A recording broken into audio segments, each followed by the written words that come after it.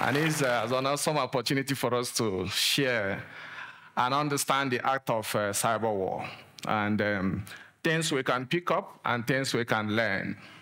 And I always say that in sessions like this, we're just going to, in some cases, refresh what we already know. In some cases, we have new knowledge, advance what we already know. In some cases, have opportunities to also contribute to enrich the discussion.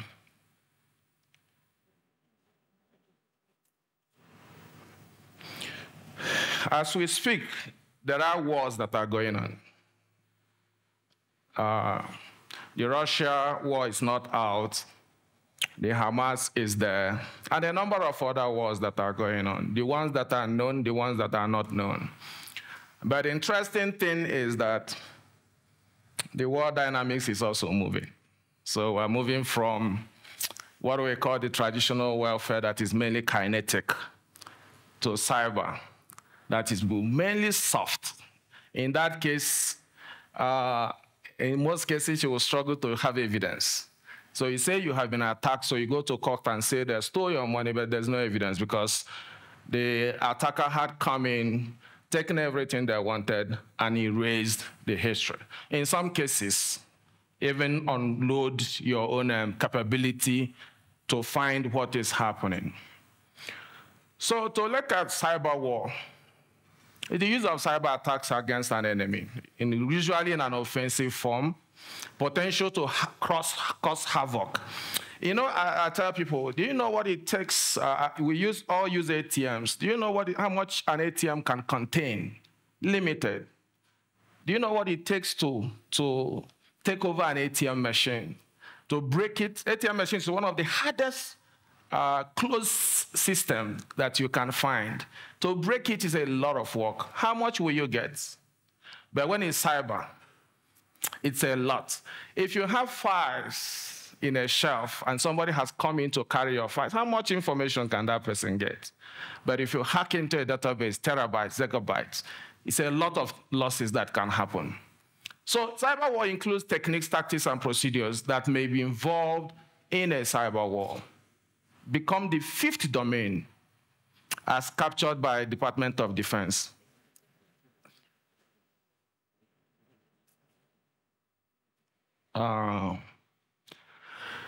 Cyber war is not the only thing that we have today.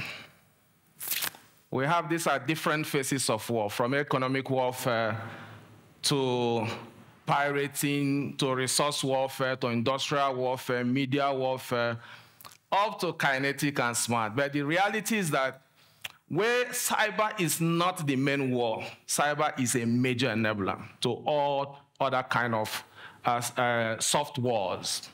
So whether you talk about regulatory, legal, resource, cyber can enable it.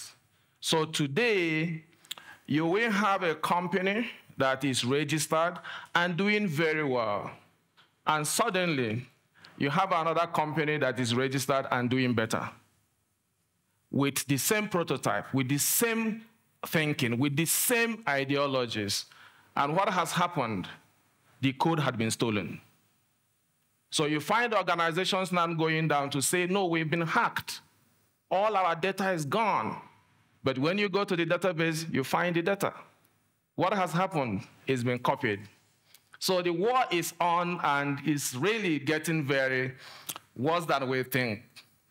And the interesting thing is that the wars are getting more strategic, more persistent. So today you find an organization, after all the investigation reports, you find out the attacker had been with the organization for 2 years, for 3 years, working with the organization, working in line with the organizational practices, in some cases, enabling productivity.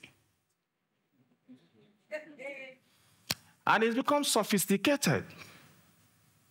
So just imagine a cyber attacker coming into an organization and staying with you for 2 years. What does that mean? It means that he understands the organization far better than everyone else. It's become more targeted, multi-stage, and evasive, very evasive. And we'll see some of the samples. And it all comes back to this very interesting work that says, listen, if you know yourself, but not your enemy, for every victory gained, you will suffer defeat. And if you know neither the enemy nor yourself, it means that you will succumb. So the last speaker was talking about assets and was asking, do you really know your asset? And what is an asset to you? By definition, asset is anything that has value. So what it then means is that what is an asset to one person may not be an asset to the next person. What it then also means is that you may not even know what your assets are. So if I ask you where your credentials are, the official credentials, you will say, yes, if I look for it, I will find it. But I don't really know where it is. Are you protecting it enough? If you lose it, can you really replace it? So we go on to say, in understanding the current battlefield, you need to understand the motives. You need to understand the actors, and you also need to understand the enablers. Because we're talking about leadership here and what the leaders need to know. I mean, we've talked about, the last speaker was saying, oh, you deploy a new capability, a defense capability, and the people that you know, the CTO is saying, take it out of my system. The CEO is saying, I can't deal with this, take it out. So when the execs are all exempted from security practices of the organization, what do you think will happen? So we really need to think about that. So we need to understand the enablers, the actors, and the motives. And in terms of Africa, we begin to look at the growing cyber threats in Africa, espionage. That is almost everywhere now. You have organizations, so you have a new initiative. So you have, call it donor, saying, oh, I will supply your technologies at zero cost. What do you think is happening? Those technologies will be what? Infested. Given to you, you will use it, and then what happens? All your data is gone. I've actually seen a case where an organization came in and said, oh, we can do POC, proof of concept, zero costs. So one day in an organization, while that POC was going on, I noticed that the internet outbound traffic was higher. But it's a POC. We should have download because you're receiving patches. So why do we have uploads? Do you know what was happening? The organization was stealing data. And they will go from one organization to another organization, offering POC for free and stealing data in exchange. So most time I say, when it is free, be more careful. Be more careful. Then creating infrastructure sabotage, that's also happening. That's also happening. Then you have organized crime. In fact, during the last discussion, we say, what can you do to deal with insider threat, which is one of the biggest threats? Because today, you say that you have 3-point-something million jobs that are vacant for more than 6 months because you can't find the right skills. So cyber criminals are doing what now? Going to school to get the skills. So they present themselves for employment, and you employ them. And they will be very productive because they're skilled. But they will also be very productive cyber criminals. And they're working from inside. And they're the one in charge of the kingdom. And they understand the game in its entirety. So they're the one attacking, they're the one expected to defend. It is getting worse. It is getting worse. Military strategies and tactics, we've discussed a bit of that. Then you look at organizational data theft. This is happening and happening at larger scale. You have intellectual property theft, attacks on digital platforms, motivated attacks, and large market attacks. These are all happening, and there are cases of them. And the interesting thing is that we still have traditional, we say before you embark on digital transformation, He said, digitally transform the people that will carry out the digital transformation. Because if you have a traditional chief technology officer who does not believe in digital transformation to drive it, you will have a lot of issues. I was speaking with some executive directors of banks, and one of them said that he has over 30 years or 40 years of experience in banking, and he preferred banking when he was paper because there were no attacks. You were just dealing with small frauds. So you just imagine this person being in charge of technology decisions. The organization will struggle. So we need to first focus on transforming the people before we use the people to transform the technologies. And then when we talk about Africa, so human factor is always there. And when you talk about insider threats, I would say yes, there are actually different types: the ignorance, intentional, and what is your response? The response are in two ways. They have the soft and the hard. You know that you can get people to be productive through two means. You can use love, you can use force, right? When you use force always, there are chances you will create a toxic environment. When you create a toxic environment, there are chances that you have willing people that are ready to work with external people to undermine their manager. You have that, and that is key. So when you say you're fighting insider threat, please first try to create an environment where people are happy to work. So that, because when you look at the tripod, you have the means, you have the capability, you have the opportunity. Okay? Now, you have the motivation, the means and the opportunity.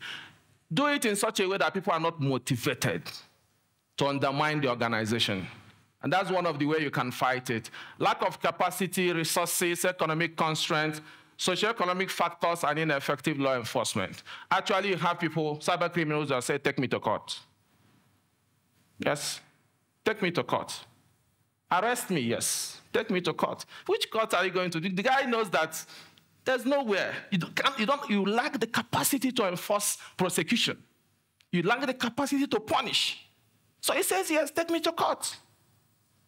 So we need to also deal with that as we proceed. And I just included this to see that it is even going to get worse because we are all going to get digitalized. Organizations will stop paying salaries by cash. People will stop dealing with cash. People will fully digitalize. Even in churches, in religious centers, you pay your tithe, you pay your offerings by means other than cash. So it then means that we need to wake up, and that time is now. And if you look at Wallet, which is mainly focused on financial inclusion, you also see that it's also growing. So we need to do whatever we need to do faster than now. And when you look at the future of threat, you have the artificial intelligence enabled, and I'll talk a bit about it.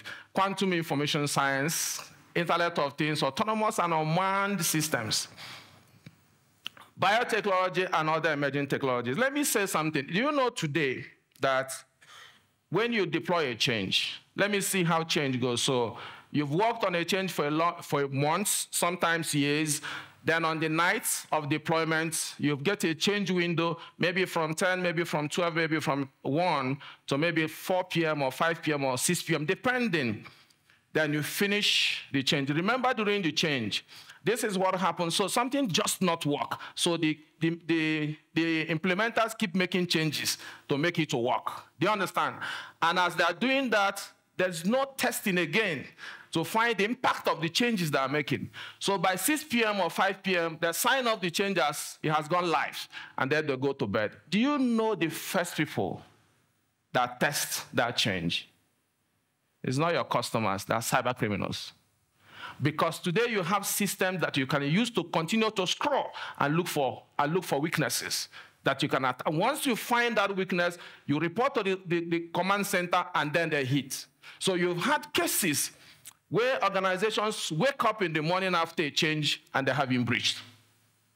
So we also need to be mindful of that. Emerging trends, large-scale rapid digitalization, greater levels of digitally enabled financial institutions, expanding the supply chain, short-term and long-term economic challenges. sporadic introduction and last enforcement, increased security in the developed world, and Africa's increasing geopolitical strength and importance will incite cyber criminals. And this is getting, what I'm trying to say here is that there are a lot leaders can do, and I'll start to talk about the roles of leaders shortly. But again, it is not going backward. It's going, we need to increase our pace. We need to increase our pace. And all war is based on deception.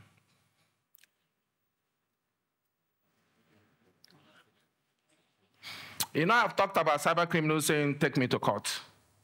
I've not talked about cyber criminals saying, you don't have evidence. Yes, you saw that I got money, but you have no evidence. You can't prove it. Because most of our laws say you are innocent until proven guilty. But you don't have any evidence to prove. Because he was sure that he cleaned up the system.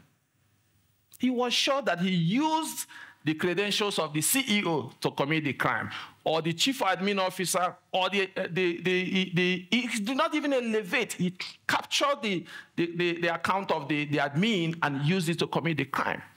So how do you say that the cyber criminal came into the environment to commit crime? So deception is key. So one of your roles as a leader is to try to demystify, try to create transparency in the operations of your systems. And what are the recent cyber war in the news? Actually, a lot of them. So because we're not discussing abstracts here, we're discussing reality. And as we're sitting here, our organizations are getting attacked. As we're sitting here. And if care is not taken, maybe before this session is out, some people will go outside to say, hey, I just want to know what is happening. So let's continue to understand that we do not have time. Africa in perspective, I added this to say, yes, this is not 860 million is what is reported. They're actually more than that, if you look at our capability to report.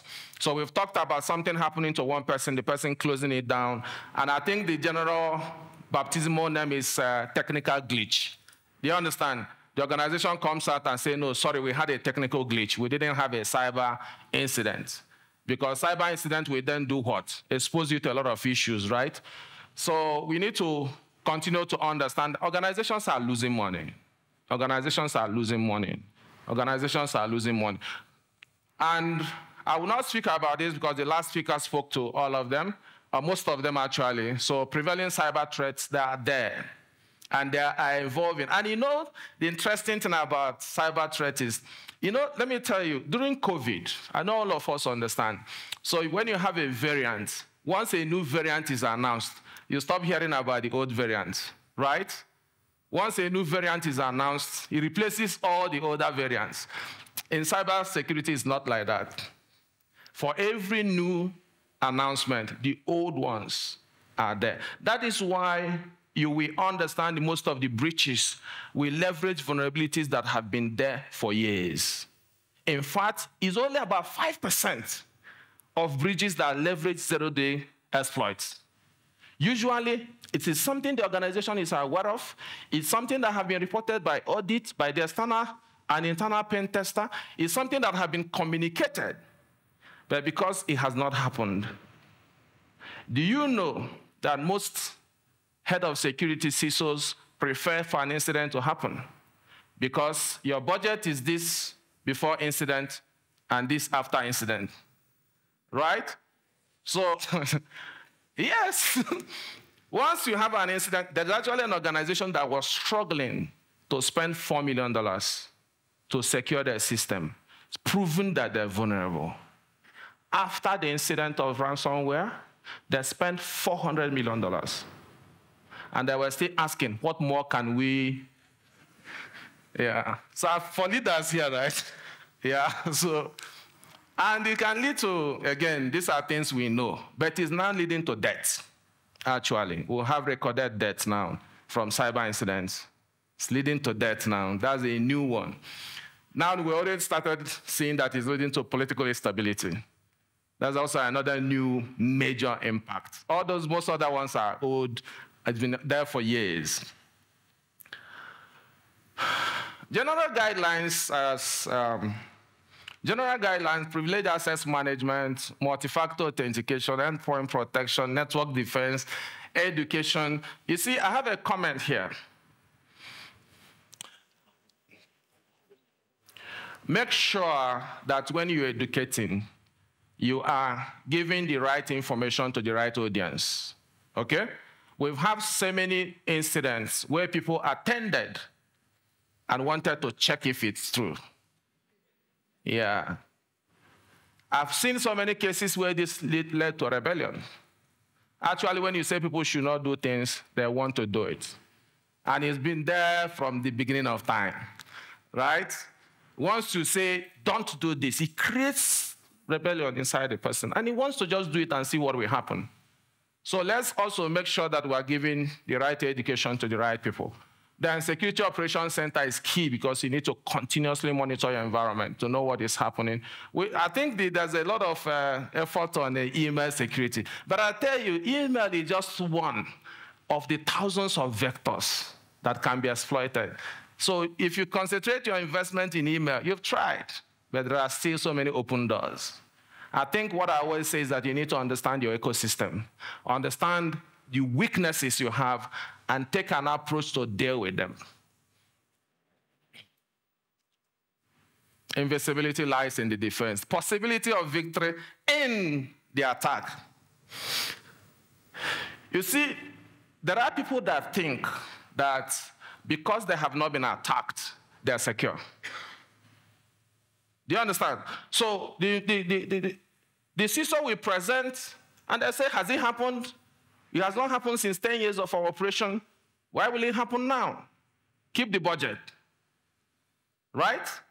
Because you think you are invisible, right? But it's not true. Actually, organizations that have suffered an attack have chances of being better secured. I've told you about an organization that was struggling. Actually, every one of here know the organization. I just want to mention the name. It's a shipping line to start with. So they suffered a ransomware attack. They only survived because the center in Africa was shut down. So they were able to recover from it. Okay? How do you lead in the face of cyber attack? Understand your enemy. And when I say your enemy here, including yourself. Do we understand that sometimes people read us enough to know that Friday evening we will sign anything that will blot our face? To know that when we are tipsy, we can say anything. To know that when we are in certain environment, we open our mouth wide. So you can actually be your chief enemy. So when we say know your enemy, means even understanding yourself. Understanding that 4 p.m. you do not want to treat any other papers because then your battery is remaining just 1 bar and they're enough to take you home, right? Be aware and be prepared. Do not think that if it's not happened to you, in some cases you may actually not know that it's happening to you. That's actually the worst. Align people, processes, and technologies. Then test people, continue testing. You need to continuously test. And you need to move up the chain. Go from reactive to proactive to prescriptive. So today, if it happens, just like God did. So I say if you find it in one place, look for it everywhere. So an auditor comes to you and say, oh, there are 2 systems that does not have anti-malware. So you install the 2 systems. But forgetting that for an audit, there are 3 things that guide them. One is scope. One is scale. One is scope, scale, and time, right? So you give them a specific scope, you look at the scale of the auditor, and you look at the time that the auditor has. So it means that that vulnerability he found may actually be everywhere. So I say when you find it anywhere, please check for it everywhere. And again, prepare before the incident, prepare during the incident, and know what to do to recover. In truth, so many organizations suffered more from poor response than from the actual incident. And we need to know this. And this is not about paperwork.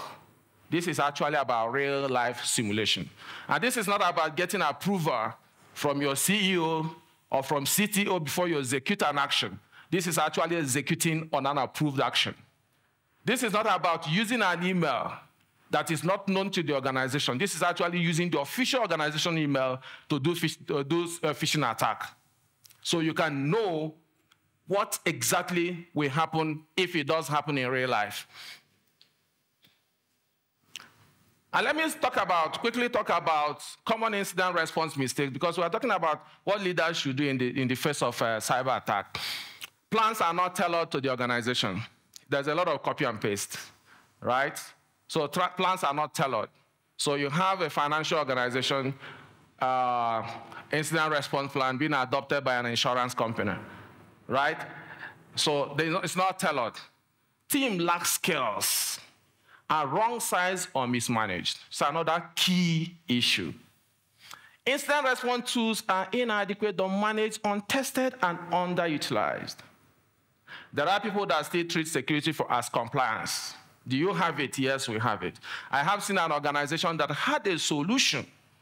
That solution was in the shelf. That solution was being renewed. But it was in the document as what they have. So each time you ask them whether they have the solution, yes, they actually do have the solution. I have seen organizations that deploy a solution that can take care of the entire ecosystem and deploy it only on few systems. So the audit or the compliance person comes, you lead the person to those few systems, they confirm it.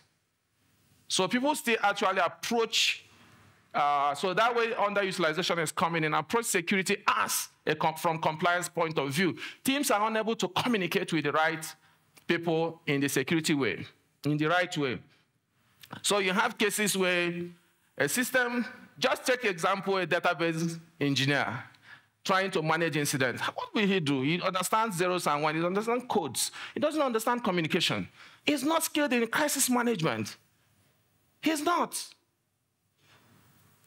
Help desk activities can destroy critical evidence. So he said, log it. Have you logged it? No, log it, okay. So we need to just understand this thing. So plans are only used in real-world incidents. Tests are not enough. So we need to check.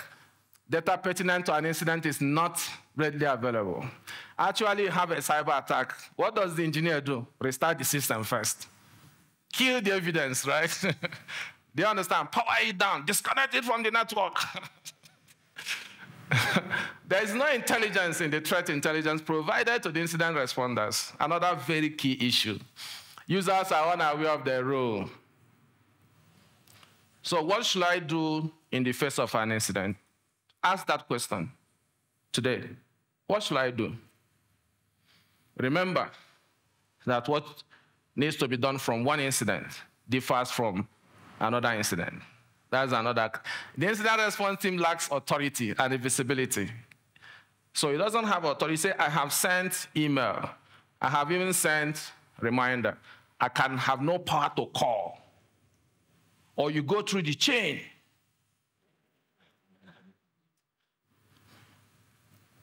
Let's look at a few use cases. Cash App. An employee disclosed, got access to customer data. Unfortunately, the employee contract have actually ended. Untimely reporting, improper offboarding, no transparency, failed to offer credit or support to the people breached. So one use case that was poorly managed. LastPass. Here, an account was taken over, used to steal a lot of their stuff. Again, they missed it. Again, they missed it. But let's look at International Committee of Red Cross.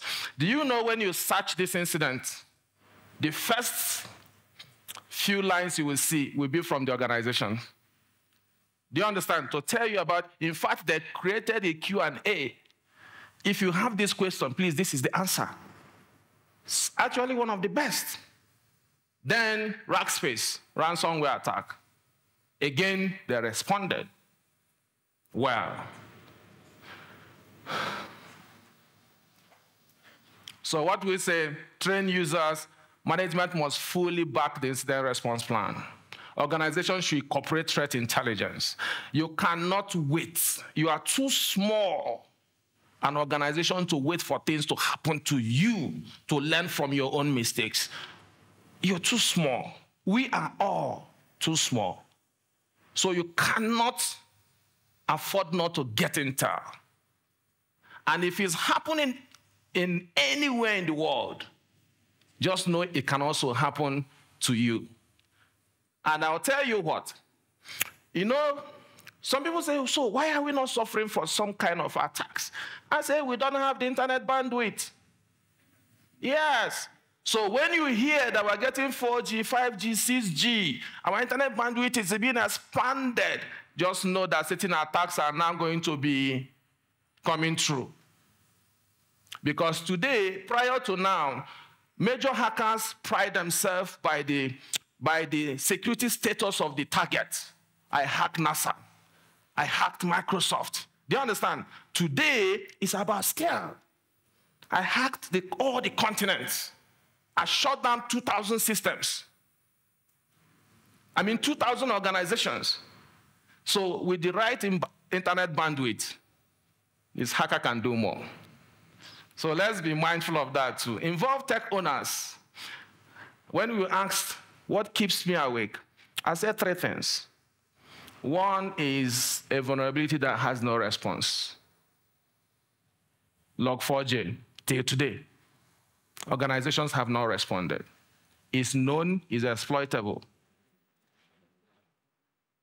Second is the cyber criminal with ID card,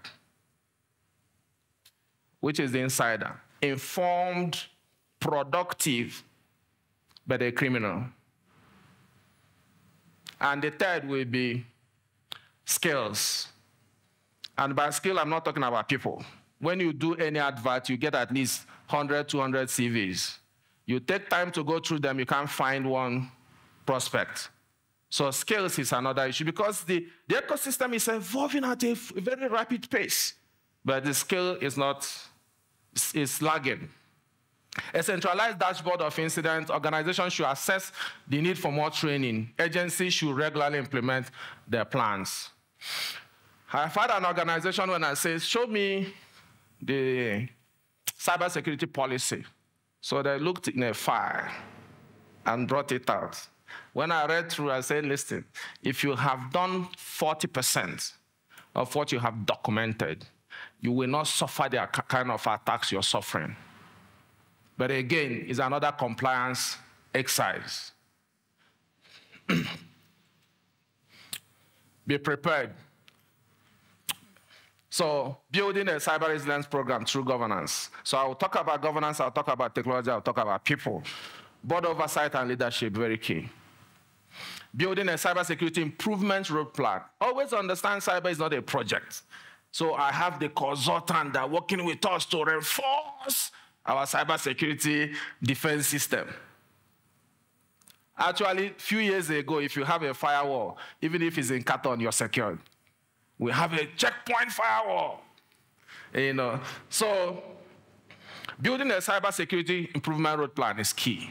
Know where you are, and that comes from understanding where you are, and then build a plan on how you can continuously move from reactive to prescriptive.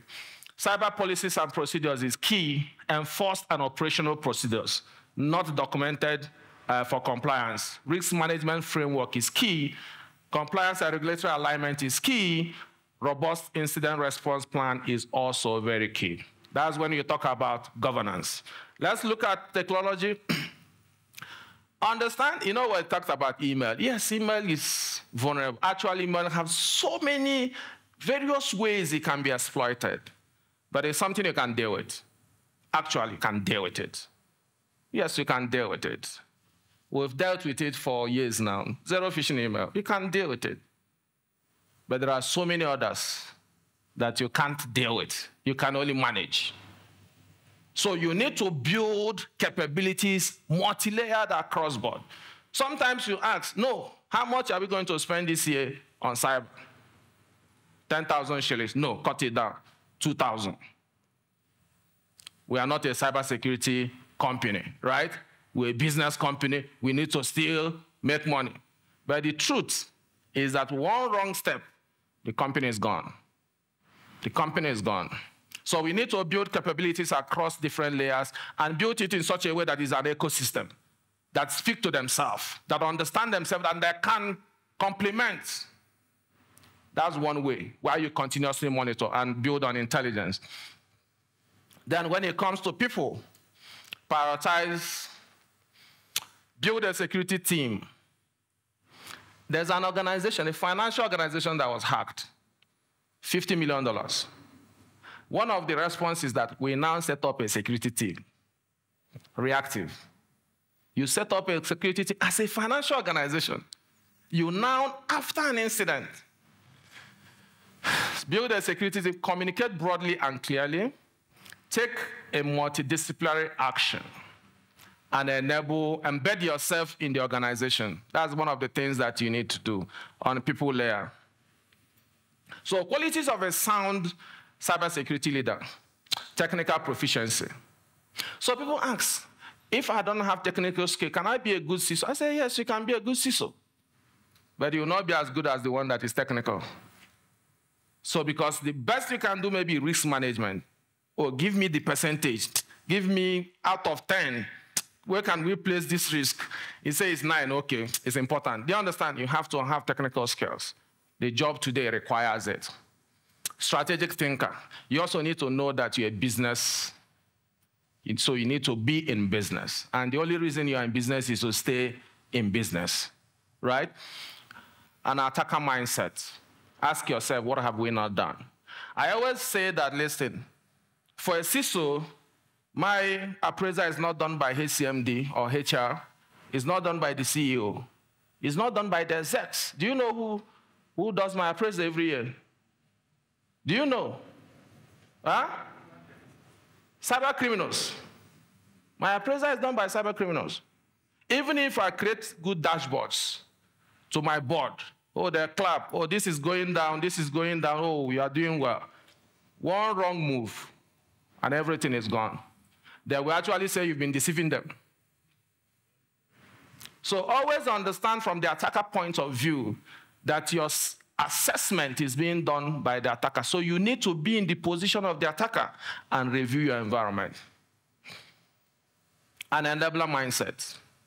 Understand that we have moved from being a control governance function to a promoter of business.